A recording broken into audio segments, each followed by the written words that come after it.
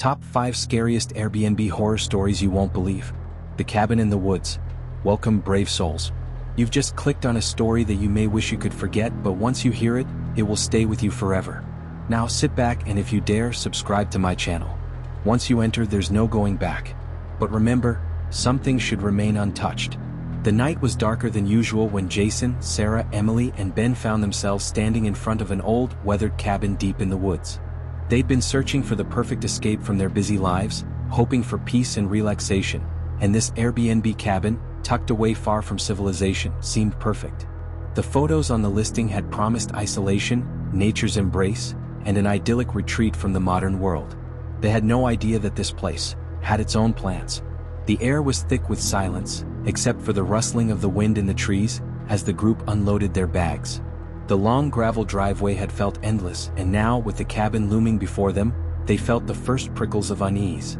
Jason, ever the optimist, laughed it off. "Come on, it's just a cabin in the woods," he said, giving the others a reassuring grin as he unlocked the door. The wooden door creaked open with a sound that seemed to echo far too loudly in the quiet forest. Inside, the cabin smelled faintly of mildew and dust, its rustic charm immediately overshadowed by a sense of something off. The floors were creaky, the furniture old and worn. There were thick, heavy curtains drawn tightly across every window as if blocking out the world. Ben noticed a strange mark on the wall near the door, a symbol etched into the wood. It wasn't something he'd ever seen before, and it made him uncomfortable. Guys, look at this," Ben called, running his fingers over the symbol. It was deep, carved into the wood almost like it was meant to stay there forever. Sarah turned to him with a nervous laugh. "It's probably just something old. Let's just get settled, okay? We're here to relax." The four of them unpacked, trying to brush off the feeling that something wasn't right. Jason and Ben set up the kitchen, Emily and Sarah took the back rooms.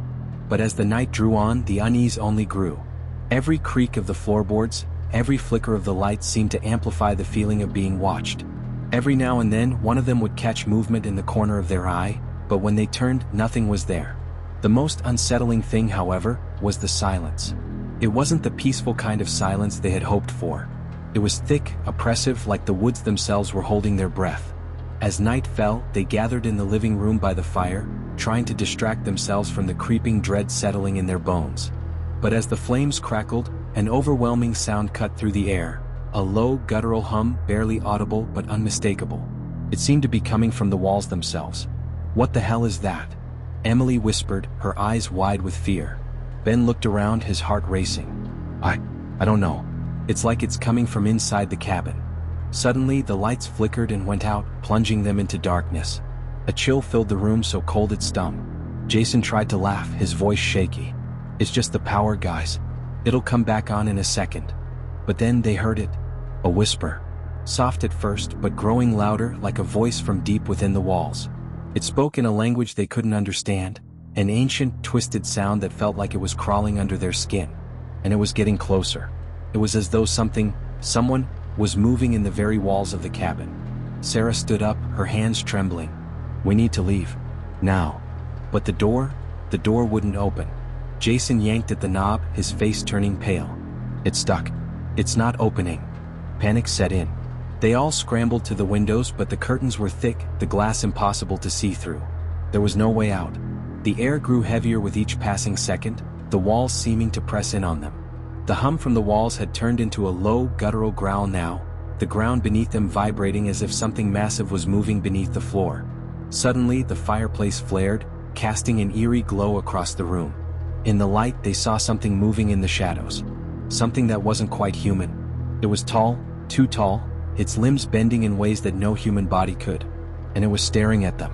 Not with eyes, but with presence, with an oppressive force that seemed to steal the air from their lungs. They were trapped. The whispering started again, but this time it was clearer, too clear. "You should not have come." The walls seemed to close in around them as the creature's form solidified in the flickering firelight. There was nowhere to run. There was nothing to do. They could only stand there, paralyzed by the horror unfolding before them. And then, a door appeared right in the middle of the wall. It wasn't there before. It opened with a creak, the dark abyss inside beckoning them forward. But they knew. They knew they couldn't leave.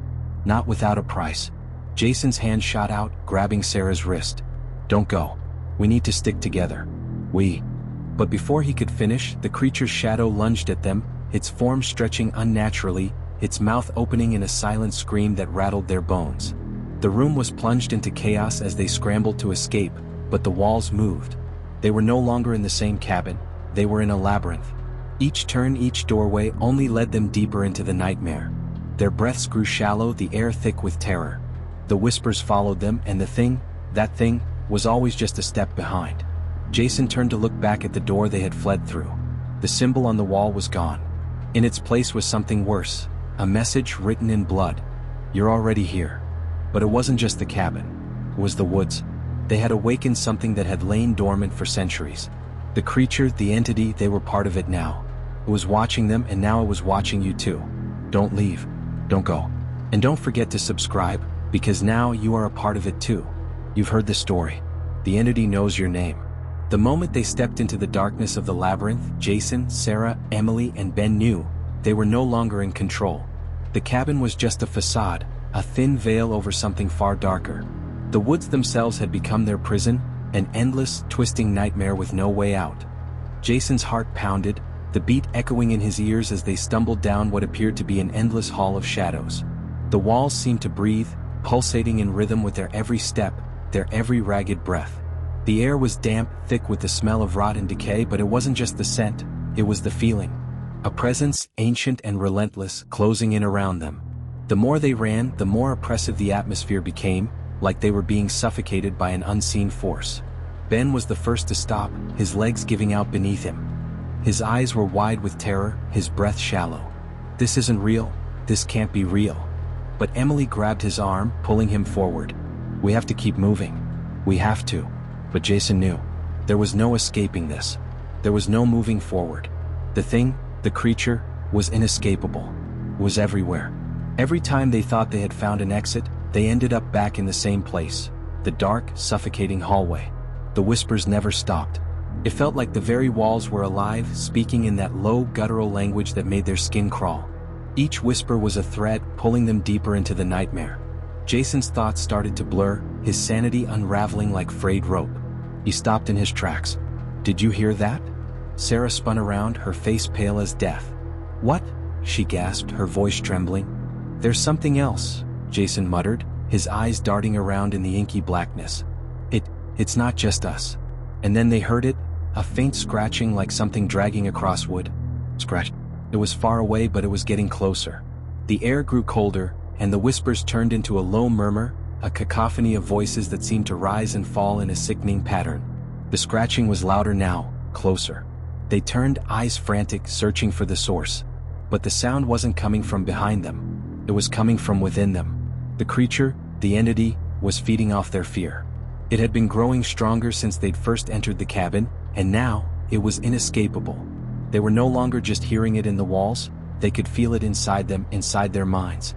The floor beneath their feet gave way with a terrifying crack. Jason's body went rigid and he tried to scream, but no sound came out. The others were all frozen, staring at the gaping abyss that had opened beneath them. It was blacker than the night. And then the scratching came again, louder, faster, relentless. It was so close they could feel it against their skin.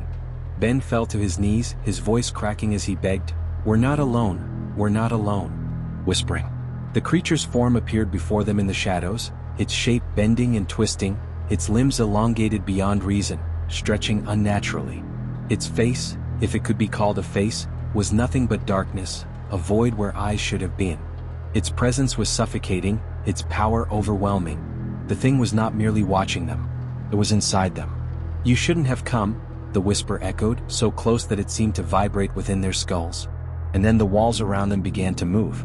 Slowly at first, but then faster, collapsing inwards, forcing them into a small, claustrophobic space. They tried to push against it, to fight it, but their strength was nothing compared to the entity's power. Jason turned to Ben, his voice trembling. "What do we do? What do we?" But Ben wasn't there anymore. No, not in the way he had been. In a blink, Ben was gone. Vanished, as if the darkness had swallowed him whole. "No, no!" Emily screamed, reaching out, but it was too late. The walls had shifted again and she was pulled away, her voice fading into the abyss. Now Jason and Sarah were alone. But they weren't alone at all. The creature was right behind them, breathing, watching. They could hear it, smell it, feel it. You should not have come, the whisper taunted them once more. Sarah grabbed Jason's arm, her grip vice-like. We have to fight back. We have to. But the creature's shadow curled around them, its tendrils lashing out like chains.